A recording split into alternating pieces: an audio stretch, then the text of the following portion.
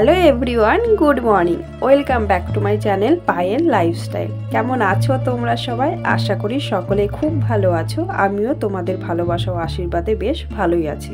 তো বন্ধুরা, এই যে চলে এলাম আবারও নতুন একটা দিনে, নতুন একটা সকালে, নতুন একটা ব্লগ নিয়ে। আর আজকের ব্লগটা কিন্তু একদমই অন্যরকম হতে চলেছে। তবে সকালে শুরুটা খুব ভালো হয়েছিল, কিন্তু তারপরে বাকি সময়টা কিন্তু আমার খুব খারাপ কেটেছে। সেটা কেন কেটেছে জানতে হলে পুরো ভিডিওটি কন্টিনিউ করো। সকালে বেরিয়েছিলাম মর্নিং ওয়াকে, তো বেশ কিন্তু বেলা হয়ে গেছিল, এই 6:30 প্রায় বেজেই গেছিল।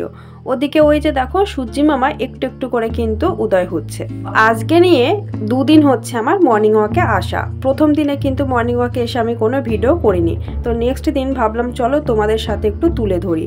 জলপাইগুড়িতে রেগুলারই কিন্তু মর্নিং ওয়াকে যেতাম, এমনকি যেতেও পারতাম, কেননা বড়বাবুর ডিউটিটাও সেই মতো ছিল। কিন্তু এখানে এসে সেরকমভাবে যাওয়া হচ্ছে না, যদিও বা যাওয়ার চেষ্টা করছি, মাম্মা কিন্তু পিছন পিছন উঠেই যাচ্ছে। তবুও আমি অনেক বাধা পেরিয়ে কিন্তু বেরিয়ে পড়েছি হাঁটতে, কেননা সকালের পরিবেশ আর মর্নিং ওয়াকে হাঁটার পরে শরীরটা বেশ ফ্রেশ লাগে। তো আমি কিন্তু একা এসেছি, দেখতে পাচ্ছ। তার আগে কিন্তু অনেকেই চিনো শর্মিলাদি, জ্যোতিদি, ওরা কিন্তু অনেক আগে হাঁটতে চলে এসেছে টাইম মতো। আমি যেহেতু টাইম মতো বেরোতে পারিনি, তবুও আমি কিন্তু একা একাই বেরিয়ে পড়েছি মাঝ রাস্তায় ওদের সাথে মিলে যাব সেইটা ভেবে। তো এই যে দেখো ওই যে শর্মিলাদা, জ্যোতিদি কিন্তু আসছে, তো সেই হিসেবে ওদের সাথে কিন্তু আমার দেখা হয়ে গেছে। আবারও চলে এলাম এই যে স্কুলে। এখানে কিন্তু এক্সারসাইজের জন্য অনেক কিছুই রয়েছে। তো এখানে আমরা সকলে মিলে প্রায় 20 মিনিট মতো এক্সারসাইজ করেছি। আর এখানে কিন্তু ছোট ছোট বাচ্চারাও দেখো রয়েছে। আর এখানকার চারিদিকের পরিবেশটা দেখো খুব সুন্দর লাগছে। তো তারপরে দেখো ওখান থেকে চলে এসেছি একেবারেই বাড়িতে। মাঝে আর কোনো ভিডিও করিনি, ফুল পেয়েছি অনেকগুলো, সেটাই দেখালাম তোমাদেরকে। আর এই যে আসার পরে এক গ্লাস জল খেয়ে নিলাম, কেননা সকালে জল না খেলে আমি কোনো এনার্জি পাই না কাজের মধ্যে। তো তারপর লেগে পড়লাম এই যে কাজে। তো দেখো প্রথমে কিন্তু আমি রান্নাঘরে চলে এসেছি। তো এখানে সেরকম তো সবজি রাখা হয় না, শুধু পেঁয়াজ, তারপরে লঙ্কা, আদা এটাই রাখি। আর ডিমের পেটে রান্না থাকে সেটা রেখে দিই, কেননা ইঁদুরের প্রচুর উৎপাত ঘরে, তো সেই জন্য এখানে কোনো সবজি রাখতে পারি না। আর কালকে একটা কাঁঠাল আনা হয়েছিল, সেটা সবজি করব, তো কাঁঠালটা ইঁদুরে খেতে পারবে না, সেই জন্য কিন্তু কাঁঠালটা রান্নাঘরে রাখা ছিল। তো দেখো এখন আমি ঘরটা ঝাড় দিয়ে নিচ্ছি। তো একের পর এক আমি সমস্ত কাজ কিন্তু করে নেব।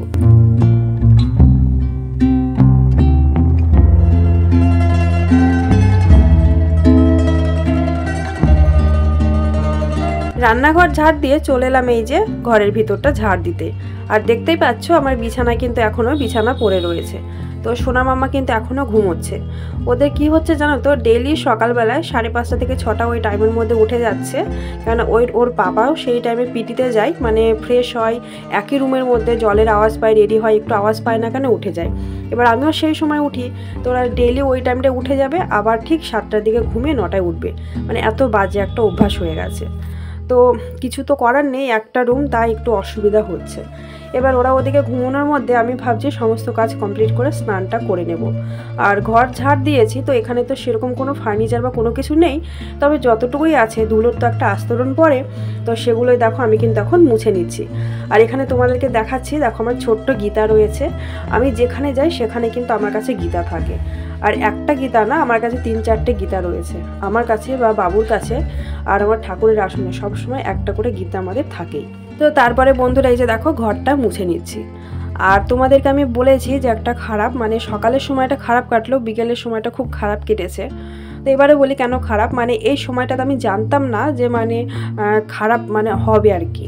তো এটাই বলছি যে হঠাৎ করে দেখছি আমার সোনুর কানের পিছনে একটু ফুলে উঠেছে, আর গলাতেও কিন্তু ফুলেছে, আর মাথার মধ্যেও 2 জায়গায় ওরকম হয়েছে, মানে টিউমারের মতন হঠাৎ করে। মানে 2 দিন ধরে লক্ষ্য করছি কানের পিছনে ফুলেছে, কিন্তু আমি ভাবছি হয়তো ঠান্ডার জন্য হয়, অনেক সময় ঠান্ডার সমস্যার জন্য বাচ্চাদের ওটা ফুলে ওঠে, সেই কারণে হয়তো হয়েছে।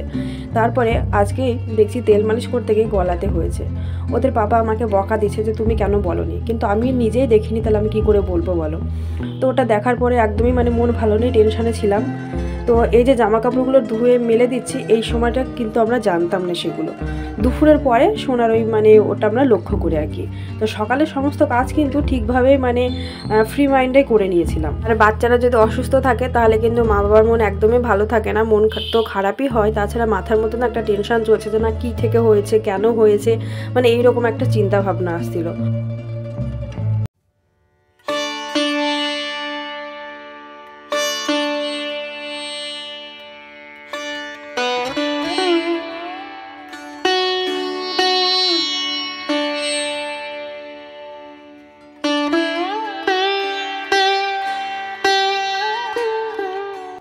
বন্ধুরা তোমরা দেখলে স্নান করে পূজা দেওয়া কিন্তু হয়ে গেছে, মানে সেরকমভাবে মাঝে ভিডিও আর করিনি। আর এরই মধ্যে ওয়েদারটা দেখতে পাচ্ছ, সকালে কতটা রৌদ্র ছিল আর দেখো হঠাৎ করে বৃষ্টি, আর ওয়েদারটা একদমই চেঞ্জ হয়ে গেল, মানে ঠান্ডা ওয়েদার। তো কিছু শুকনো জামা কাপড় ছিল, সেগুলো তো ঘরের মধ্যে তুলে একদম প্যান্ডেলের মতো করে লাইন দিয়ে রেখে দিয়েছে এই যে। আর যে জামা কাপড়গুলো বাইরে দেখলে সেগুলো কিন্তু ভিজে জামা কাপড়, মানে জল টুপছে, সেই জন্য আর ঘরে মেলিনি, ওগুলো নিচেই রয়েছে। আবারও মনে হয় 1 ঘন্টা পরে রৌদ্র উঠবে আর কি।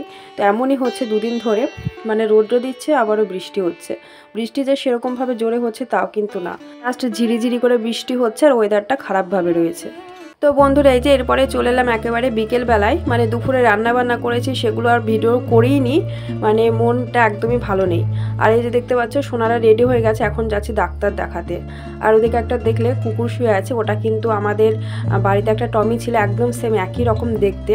তো এসেছে, ওকে খেতে দিয়েছি, ও শুয়েছিল আর ওকে টাটা করলাম আর শোনাম। তো চলো এখন ডাক্তারটা দেখাতে যাই। আর ওই যে দুপুরে সোনার গলার ওইটা দেখতে পেয়েছি, তারপর থেকে কিন্তু মনটা খারাপ। আর সোনাদের বাবু কিন্তু একটা চাইল্ড স্পেশালিস্ট, মানে সার্জেন্ট আর কি, তো তার কাছে কিন্তু নাম লেখানো হয়েছে, সেই ডাক্তারকে আমরা এখন দেখাতে যাচ্ছি। এবার কি বলবে কি না সেই নিয়ে কিন্তু টেনশনে রয়েছে। জানো তো বন্ধুরা, আমি বিয়ের কয়েক বছর পর আমি কিন্তু সোনা মাম্মাকে পেয়েছি, তাও কিন্তু অনেক কষ্ট হয়েছে আমার, অনেক জায়গায় ডাক্তার দেখিয়েছি, এমনকি সোনা মাম্মা হওয়ার পরেও কিন্তু শুরু থেকে কষ্ট করেই আসছি। এখন একটু এই ইদানিং 2-4 মাস ধরে মানে আমি একটু রিল্যাক্স পেয়েছি, ওরা একটু একটু করে বড় হচ্ছে, আমিও কিন্তু একটু একটু করে আরাম পাচ্ছি আর কি। তারপরে কিন্তু সোনার একটা মানে এরকম গলার কাছে ফুলে গেল হঠাৎ করে, মানে এত খারাপ লাগছে যে কি হলো, মানে মনের মধ্যে টেনশন। আর ওদের পাপাও টেনশন করছে যে ডাক্তারকে দেখে আগে, ডাক্তারে ভালো খারাপ মানে যাই হোক, মানে কি হয়েছে ডাক্তার তো সেটা খোলাখুলি দেখে বুঝতেও পারবে আর বলতেও পারবে, তো সেটা শোনার অপেক্ষাতে কিন্তু আমরা রয়েছি। আর ওদের পাপা বলছে সেটা শুনলে কিন্তু আমি তবেই শান্তি পাবো। আর তাছাড়া সোনা মাম্মার যদি কোনো কিছু হয় না, মানে এতটাই কষ্ট হয়, মানে কি বলবো বলে বোঝাতে পারবো না। তো মনে হয় যেন সোনা মাম্মাদের কোনো কিছু না হয়ে সেই অসুখটা যেন ভগবান আমাকে দেয়। মানে ওদের আমি অনেক কষ্ট করে পেয়েছি, অনেক কষ্ট করে মানুষ করছি, আমি চাইনি ওদের তাড়াতাড়ি হারাতে, কারণ আমি সোনা মাম্মাকে পাওয়ার আগে অনেক কষ্ট করেছি, সেটা হয়তো ইউটিউবে কেউ জানে না, এমনকি আমাকে দেখে কেউ বুঝতেও পারবে না, কারণ আমি আমার নিজের কষ্টটা সরাসরি কাউকে বলতে চাইনি। তো অনেকেই দেখে যমজ বাচ্চা, ছেলে মেয়ে দেখতে ভালো লাগে, কিন্তু কষ্টটা প্রচুর হয় আমার। তো চলো যাই হোক বন্ধুরা, ভগবান দিয়েছে, কষ্ট করছি, হয়তো একদিন আমার ভালো কিছু হবে, একদিন আমার সুখের সময় আসবে, সেই আশাতে রয়েছি। আর এই যে দেখো আমরা কিন্তু জেলা হসপিটালের কাছাকাছি চলে এসেছি, আর এখানে কিন্তু সেই ডাক্তারের নাম লেখানো রয়েছে, মানে ডাক্তারবাবু এখানেই চেম্বার রয়েছে আর কি। তো ওই যে অপোজিটের দোকানগুলো আছে, ওখানে দোতলাতে বসবে, তো চলো সেখানে দেখে আসি। আর এই হচ্ছে প্রেসক্রিপশান। তো আমরা আসার সাথে সাথে কিন্তু সোনার ওয়েটটা মাপা হয়েছে আর ডাক্তারকে দেখানোও হয়ে গেছে, মানে ডাক্তারবাবু সেই সময়ের মধ্যে কিন্তু চলেও এসেছে। আর 2 নম্বরে আমাদের নাম লেখানো ছিল, তো খুব তাড়াতাড়ি কিন্তু হয়ে গেছে, আর একটু লেট করলে কিন্তু মানে আমাদের লাস্টে করে দিত আর কি। তো যাই হোক দেখো ডাক্তারবাবুকে দেখানো হয়ে গেছে, আর আমার সোনা মাম্মা কিন্তু আমি এখানে দাঁড়িয়ে রয়েছি, আর বাবু এখানে ওষুধ নিচ্ছে। আর ডাক্তারবাবু কি বললো সোনাকে দেখে তোমাদের সাথে সেটা বাড়িতে গিয়ে শেয়ার করব। আর এই যে বন্ধুরা এখন আমরা কিন্তু ডাক্তার দেখিয়ে বেরিয়ে পড়েছি। তো দেখতে পাচ্ছ ওয়েদারটা আবার কেমন মেঘলা হয়ে গেছে, মানে থেকে থেকে রৌদ্র দিচ্ছে, থেকে থেকে মানে মেঘলা কালো মেঘে ঢেকে যাচ্ছে, এমন হচ্ছে। তো এখন আমরা কিন্তু মানে গাড়ি ব্যাক করে যাচ্ছি উদয়পুরে। তো উদয়পুরে যাওয়ার পথে এই যে একটা ব্রিজ তৈরি হচ্ছিল, আর এই ব্রিজের নিচে কিন্তু নদী রয়েছে, নদীর নামটা আমি জানি না। আর দূরে দেখো মানে ছোট ছোট মাটির পাহাড়, পাহাড়ের উপরে মানে পুরো রাবার গাছ, দেখতে খুব সুন্দর লাগে, ফোনের মধ্যে সেরকম খুব একটা আসে না আর কি। তো এখন যাচ্ছি সোনাদের জন্য গাড়ি কিনতে, মানে সোনা মামার আবদার ওরা বড় গাড়ি কিনবে, বাড়িতে বড় গাড়ি আছে, এখানে তো আসার পরে খুব একটা বড় গাড়ি কেনা হয়নি, তো সেই জন্য চলে এসেছি। আর যাবার পথে রাস্তার ধারে কিন্তু এই ভাই দুটো এই বড় বড় গাড়িগুলো বিক্রি করছিল, গাড়িগুলো দেখো অনেকটাই বড়, আর 350 টাকা করে দাম বলছিল একটা গাড়ি, মানে এতটাই বড়। আর গাড়িগুলোর উপরে কিন্তু এই ভাইটা উঠে দাঁড়াচ্ছে, বলছে ভাঙবে না। তো যেহেতু আমার সোনা মাম্মা প্রচুর গাড়ি মানে ভেঙে ফেলে, তো ওদের পাপা বলছে চলো এই গাড়ি দুটো নিয়ে দিই। তো সেরকমভাবে মানে দাম বলে দুটো গাড়ি ওখান থেকে নিয়ে আবার আমরা কিন্তু চলে এলাম বাড়িতে। আর বন্ধুরা এই যে দেখো সোনা মামা কিন্তু বাড়িতে এসে খেলতে শুরু করে দিয়েছে, আর আসার সময় কিন্তু গাড়িতে বেশ ঠান্ডা হাওয়া লাগছিল, সেই কারণে দেখো মাম্মা টুপি পরেছে, আর ওদেরকে কিন্তু ইনার পরিয়ে নিয়ে গেছিলাম যাবার সময় জামার ভিতরে, কেননা গাড়ির ঠান্ডা লেগে আবার ঠান্ডা বসে যাবে তো সেই কারণে। আর এসে না লাইট চলে গেছে, আর ওই যে ঘরের ভিতরে চার্জার বাল্ব সেটা কিন্তু জ্বলছে, তো খুব একটা আলো দিচ্ছে না। আর এই যে দেখো সোনার কানের পিছনটা ফুলেছে, আর এই যে গলাটা দেখতে পাচ্ছ, গলার জায়গা কিন্তু হালকা ফুলে উঠেছে, আর এই রকমের ফোলা কিন্তু মাথার মধ্যে মধ্যে ফুলেছে, মানে গলার পিছনের দিকে 2 সাইডে 2টো হয়েছে। তো খুব ভয় লাগছে। তো ডাক্তারবাবু বললো আমাদেরকে যে টেনশনের কোনো ব্যাপার নেই, কেননা অনেক সময় বাচ্চাদের ঠান্ডার থেকেও এটা হয়ে থাকে। তো 3 রকমের কিন্তু ওষুধ দিয়েছে, একটা অ্যান্টিবায়োটিক দিয়েছে, বলছে এটা খেলে ঠিক হয়ে যাবে, বসে যাবে আস্তে আস্তে, এমনি কোনো সমস্যা নেই। আর একটা টেস্ট দিয়েছে, সেটা কিন্তু ওই টেস্টটা করতে কিন্তু আগরতলা যেতে হবে, এখানে হবে না। আর এই যে দেখো অ্যান্টিবায়োটিক 2টো দিয়েছে, একটা শেষ হলে আর একটা চালু হবে। আর সাথে দিয়েছে মানে যদি জ্বর আসে বা ব্যথা হয়, মানে গা হাত পা ব্যথা হয়, তখন কিন্তু এই ওষুধটা সোনাকে খাওয়াতে হবে। আর এই যে একটা ওষুধ দিয়েছে, এটা সকালবেলায় খাবার আগে, মানে মানে ঘুম থেকে উঠেই ব্রাশের পরে কিন্তু খালি পেটে এই ওষুধটা জলের সাথে খেতে হবে, মানে যে পরিমাণ জল খায় আর কি। তো এই হচ্ছে 3 রকমের ওষুধ। তো এখন দেখো আমি ওষুধটা মানে অ্যান্টিবায়োটিকটা তৈরি করে নিচ্ছি। এই যে 2 বোতল জল কিন্তু দেওয়াই ছিল। তো এইভাবে কিন্তু অ্যান্টিবায়োটিকটা তৈরি করে সোনাকে কিন্তু 3.5 ml করে খাওয়াতে বলেছে, দিনে একবার রাত্রিতে একবার। তো এই যে একবার খাইয়ে দেবো দেখো। আর ওষুধগুলো 2-4 দিন খাওয়ানোর পরেই কিন্তু আমরা টেস্ট করতে যাব, তারপরে কিন্তু আবারও রিপোর্ট নিয়ে ডাক্তারের কাছে আরেকবার চেক আপ করাতে যেতে হবে।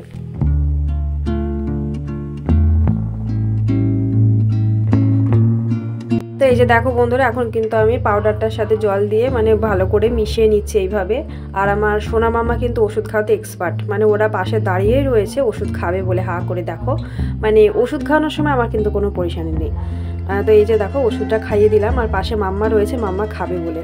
তো মাম্মা তো মানে কান্নাকাটি করবে, তাই জাস্ট 1 ফোঁটা মতো দিয়ে। চলো বন্ধুরা, আজকের ভিডিওটা এখানে শেষ করলাম, দেখাবে নতুন কোনো ব্লগে। আর ততক্ষণ তোমরা ভালো থেকো, সুস্থ থেকো, আর পাশে থেকো, চ্যানেলটি সাবস্ক্রাইব করে দিও।